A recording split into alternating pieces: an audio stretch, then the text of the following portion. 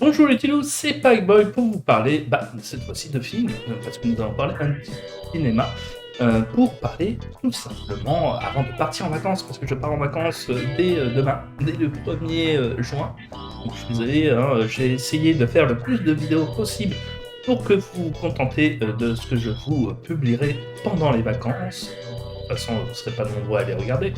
Donc, on va se contenter de justement publier une vidéo. Donc, il y en a une qui était déjà prévue depuis longtemps et qui a été déjà faite et qui est bien construite dimanche. Un autre Lost Media sur une affaire assez dark, assez ténébreuse. Je vais aussi faire un autre Lost Media pour à peu près le 18 ou 19 juin. Mais vous aurez donc cette vidéo-là qui est faite pour sortir dès demain. Donc, je la tourne dimanche. Je la diffuse mardi, non c'est après-demain. Tu as bien calculé, c'est très bien. Voilà, c'était pour voir si tu suivais petit.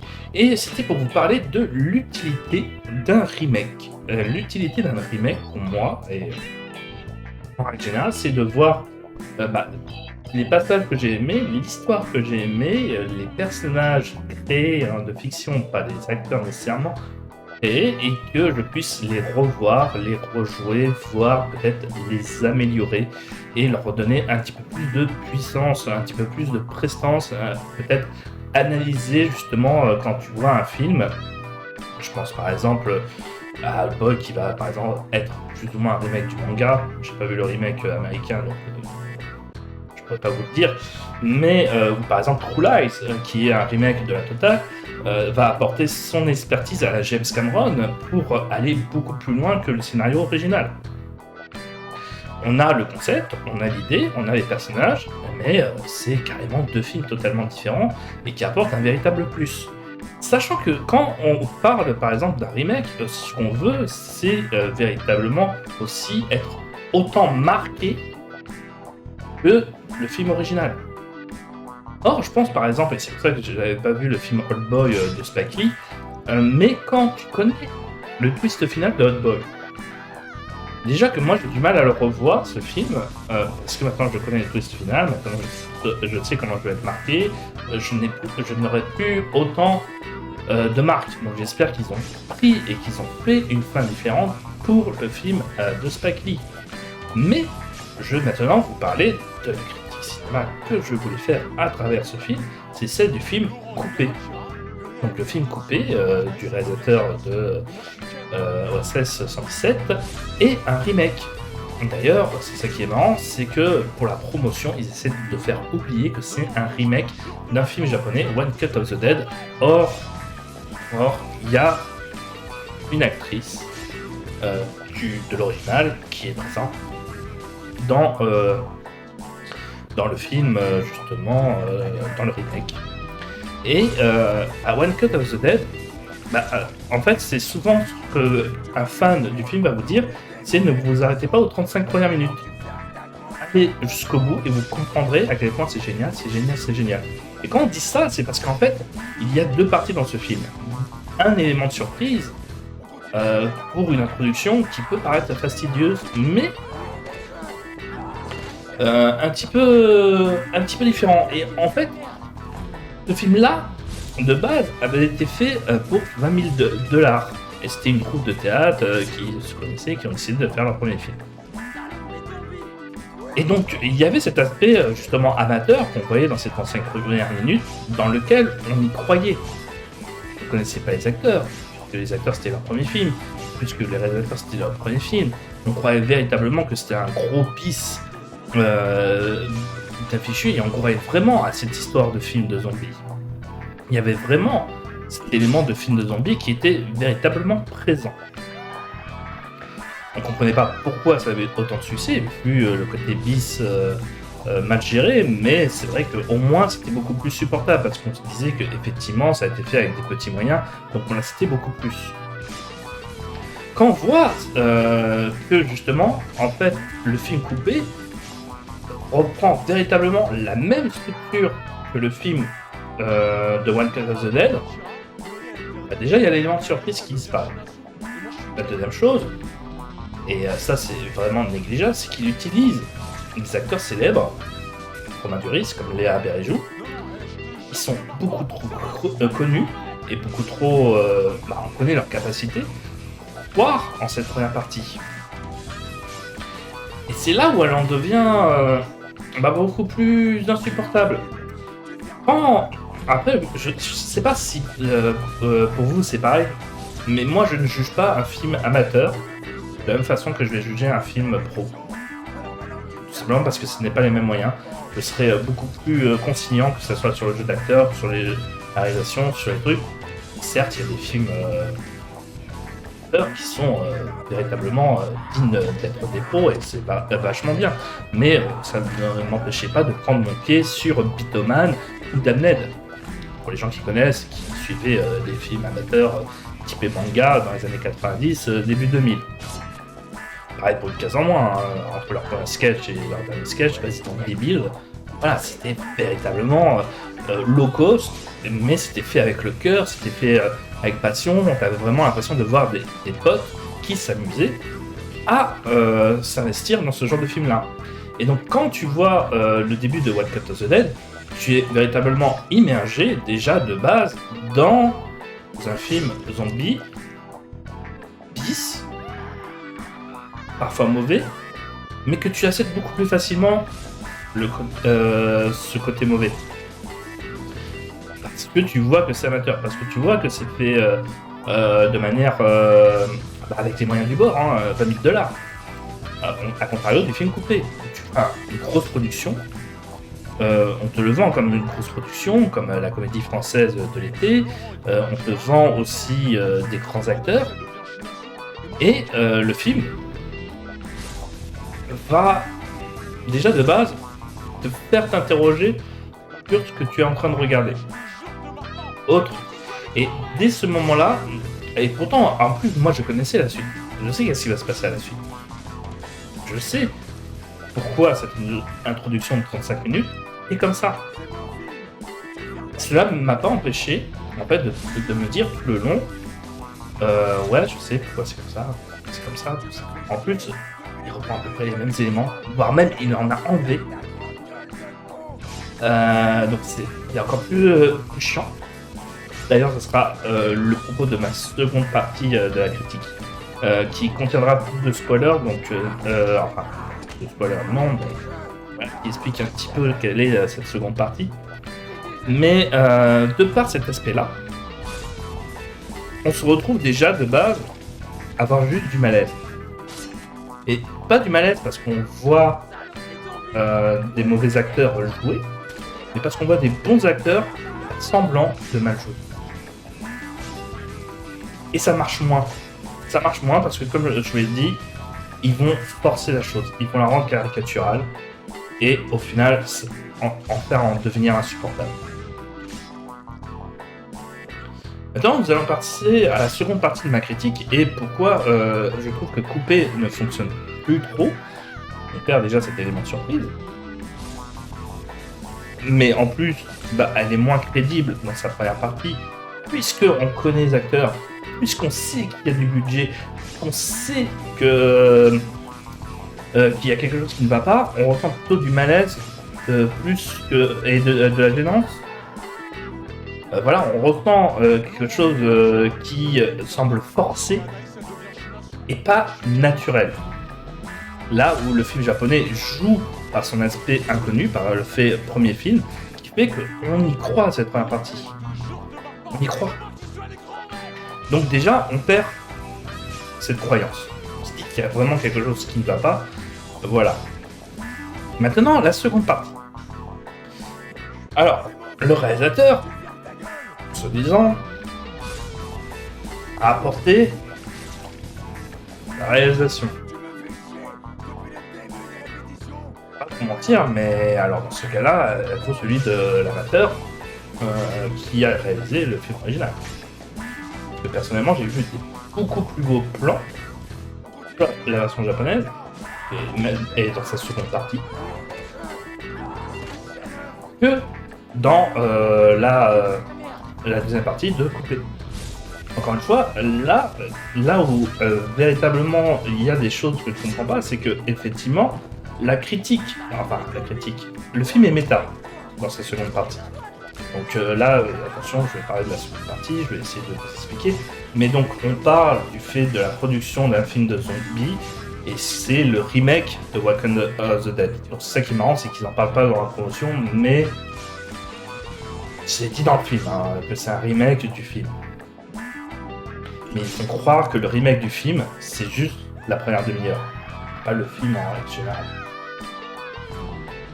Et donc, dès ce moment-là, en fait, déjà, il y a un truc qui marche pas, parce que tu vois, faire un remake de la première demi-heure, alors qu'on sait que dans l'original, justement, ça a été un film qui a été compliqué à faire, et que le résultat est catastrophique. Donc c'est un petit peu étonnant de vouloir baser le succès du film sur ces 35 premières minutes, puisqu'ils sont faits exprès d'être mauvais, mais ils sont faits avec le cœur. Ils sont faits pour dire que justement, c'est pour ça que moi j'adore le message du film, dans l'original, dans le remake, puisque c'est le même au final, c'est déjà l'amour de la famille.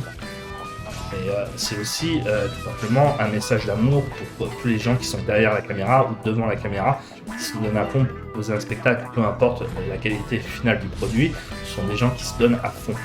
Et moi qui fais des courts-métrages, qui participe à ces courts-métrages, qui fait, et en tout cas essaie de rendre toujours au mieux mes films, comme si des fois je me foire et que je fais des mauvais films, ou même des mauvaises vidéos, et derrière, il y a cet aspect-là, sûr que quand même on se donne à fond et qu'on apprécie quand même quand on reçoit des retours positifs, mais derrière aussi on a apprécié ce moment de communion entre toute une équipe qui s'est donnée à fond pour prendre une vision d'artiste. Et c'est ça que j'adore dans le cinéma, c'est vraiment une construction collective, là où par exemple dans le dessin ou dans la nature ça va peut-être plus solo, s'il y a assistant à tout ça, c'est beaucoup plus dépendant d'autres personnes de faire un film, de faire un court-métrage, et c'est en ça que justement on apprécie donner et se donner énormément par rapport à ça. Et donc par rapport à cet aspect-là et le message de l'original et du remake, puis donc cette idée, c'est qu'on donne à un réalisateur l'obligation de faire un film, mais dans des conditions de tournage plus directes, et ça va mal se passer, il va devoir tout rafistoler et essayer de compenser. Alors dans sa seconde partie, en fait, il y avait quelque chose dans l'original qui était génial, c'est que le nombre de ratés s'enchaînait, et le nombre de réparations à la va-vite s'enchaînait aussi. On avait véritablement l'impression qu'il y avait cette communion et cette idée de se donner à fond tout le long du film. On avait très peu de visions de gens qui allaient à l'encontre du projet au final. Il y avait beaucoup de gens qui avaient des doutes, mais on ne le montrait pas assez. Derrière, ça les empêchait que tu vois, t'as l'esprit samouraï dans l'original, t'as l'esprit japonais, t'as l'esprit vas-y à fond.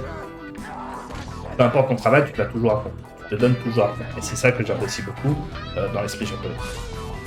Là, par contre, justement, en fait, le film, dans sa seconde partie, est méta. C'est-à-dire que déjà, tu es là pour construire le remake d'un film japonais. Le film Wakanda of the Dead existe, même s'il correspond que aux 35 premières minutes. Et t'as le réalisateur, joué par Robert Duris, qui est la voix du réalisateur de celui de OSS 7, donc je ne parlerai jamais son nom parce qu'il est compliqué, qui dit oui mais il faut réadapter parce que c'est des blagues pour faire des blagues français, c'est pas la même chose que le japonais. D'ailleurs c'est une des rares blagues originales du film que j'ai trouvé assez drôle. C'est à un moment donné quand il dit oui mais les japonais ils font pas que des choses bien, regarde Pearl Harbor. Alors, s'il vous plaît ne traduisez pas ce que je viens de dire à la productrice s'il vous plaît. Et elle traduit tout de suite après. Et ça j'ai trouvé ça marrant. Mais c'est une des rares blagues. En fait, les blagues, et même les rajouts, même la musique, En fait, le compositeur, par exemple, plus d'une fois, en fait, la blague, ça va être maintenant je suis perdu, je dois mettre quelle musique? Est-ce que je dois en mettre une? Voilà. Tu vois, ça aussi, c'était une bonne idée. C'était une bonne idée. Et c'était original par rapport au truc, parce qu'on s'intéresse pas du tout à la musique. Et c'est dommage dans l'original. Mais dans le remake, on a essayé de lui donner une place.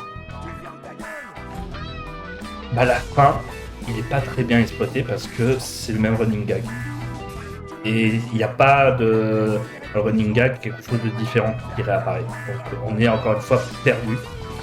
Parce que derrière, le running gag, à force de le répéter, il va perdre sa valeur. Et enfin, la grosse critique que j'avais à faire par rapport à la fin du film, c'est véritablement l'accumulation des ratés lors du film et des réparations du film. Et autant vous dire que dans l'original, encore une fois, dans l'original, c'est les mêmes choses, avec des choses en moins. Non, il y a des choses en plus, comme le coup de la musique ou d'autres trucs, mais en fait, à chaque fois, dans l'original, t'as tout qui s'enchaîne. T'as pas une seule seconde de répit. T'as pas une seule seconde de remise en question. Tout est fait véritablement sur le moment, rapidos, en train de réfléchir. Ils n'ont pas une seule seconde pour s'arrêter pendant ces 35 minutes de tournage. Et c'est ça qui fait l'humour.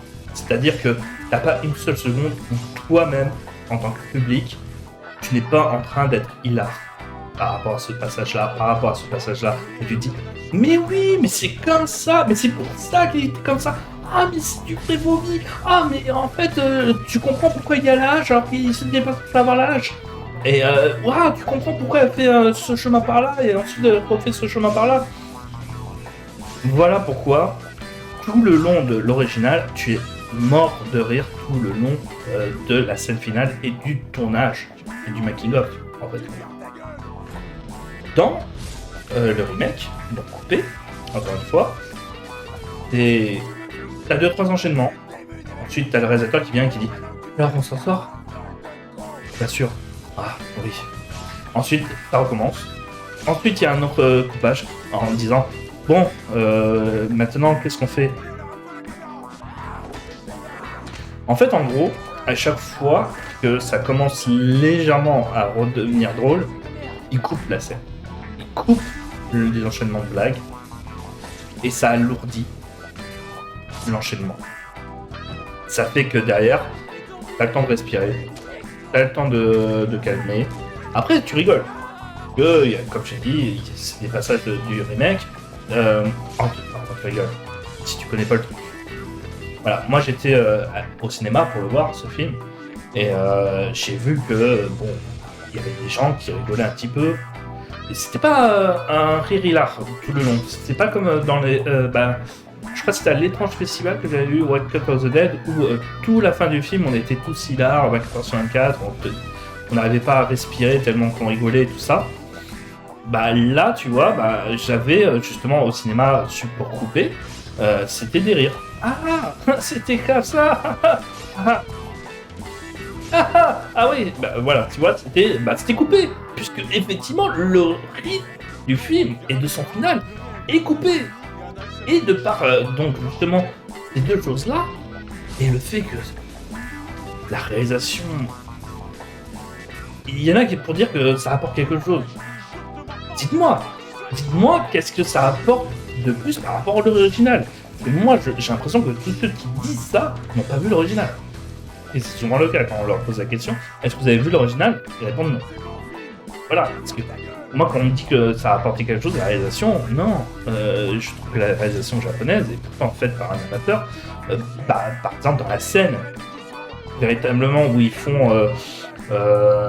comme les Pop-Up Girls, ils se mettent tous par-dessus, ils font une pyramide humaine pour tenir la caméra tout en haut.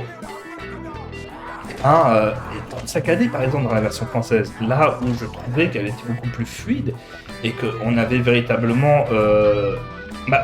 vous voyez par exemple le plan final pour ceux qui ont vu Coupé, le plan final de Coupé, à un moment donné, où c'est filmé vraiment tout droit. Comme ça, on est vraiment tout droit, et on voit bien droit les personnages, et donc on est vraiment avec eux, en train de vivre avec eux. Mais tout le reste du temps, c'est filmé comme ça, en 3/4. Et donc là, on a l'impression quand même d'un éloignement. On n'est pas avec eux, on n'est pas en train de s'amuser avec eux. Là où c'était censé être véritablement un moment d'émotion, hein, puisque c'est le truc final, on est vraiment en train de se dire allez, on y croit.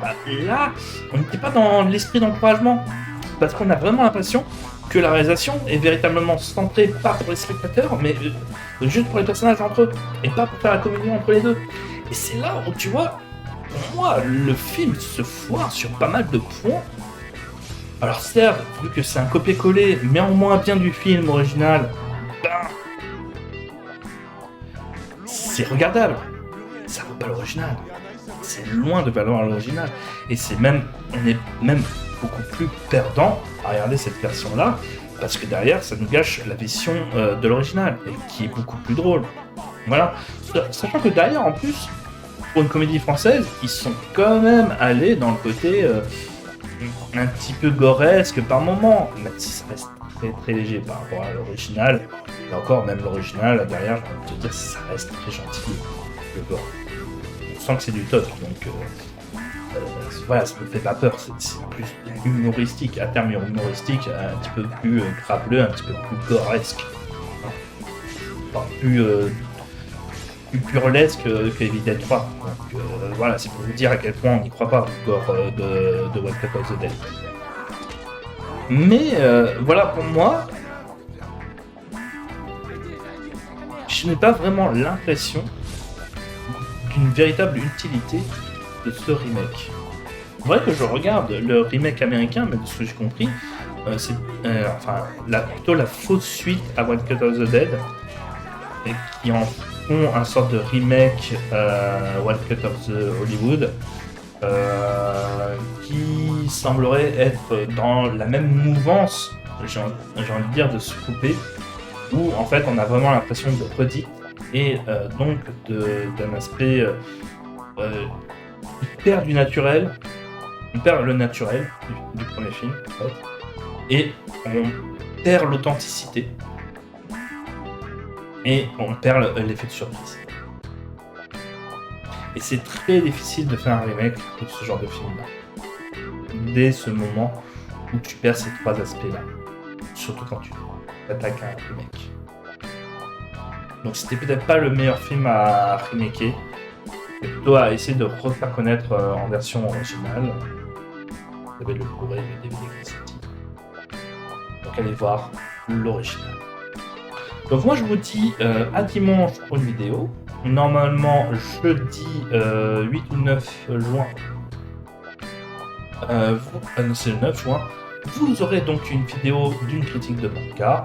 Et j'essaierai de faire un autre Lost Media pour le 18-19 juin. Et peut-être donc une vidéo pour le 15 juin, 15-16 juin. On verra si j'ai le temps de tout finir. Et moi je pars en Espagne pour écouter les niches. Non, on va arrêter. On va pas aller trop dans les détails s'il vous plaît. Donc, on se calme tout de suite.